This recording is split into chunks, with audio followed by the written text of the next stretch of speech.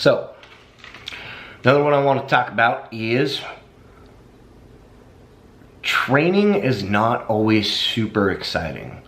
Sometimes it's doing the same shit over and over for a long time, and that can get monotonous.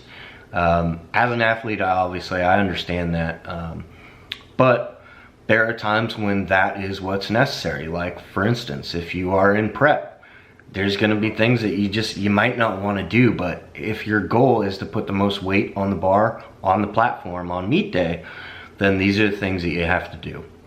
Now, there are also reasons to change things. Like, if you aren't going to continue going to the gym just because you're so tired of the program as it's written, obviously that's a great excuse for changing the program. If there's zero desire to go train just because the program's so friggin' boring to you, then yeah, let's change something.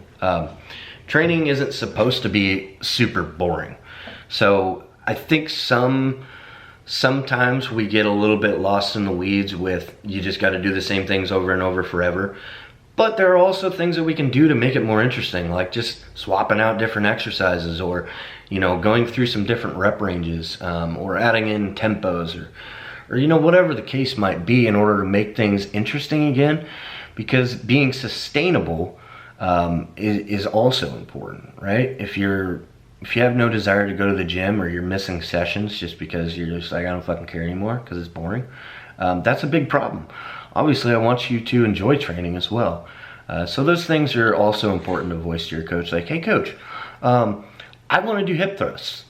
Okay, cool. I could work in hip thrusts for you. Obviously, the only time I might tell you no to something is if we're in prep and the thing you're asking can't fit into the program, like there's no rhyme or reason to have it in the program, or something like that. But more often than not, I can accommodate different exercises for you if it's something you want to try, especially if it's something you've never done before. The upside of doing something like that is also the novel stimulus that you get from it. There's arguments to be made that it could also be detrimental to you if you don't know how to perform the exercise properly, sure. But that's why we start low and we learn the technique of the movement before we really start adding load.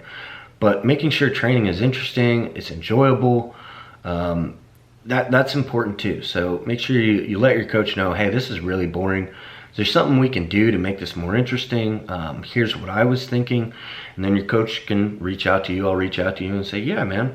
And I'll send you a little program change. It's like, here, what do you think of this?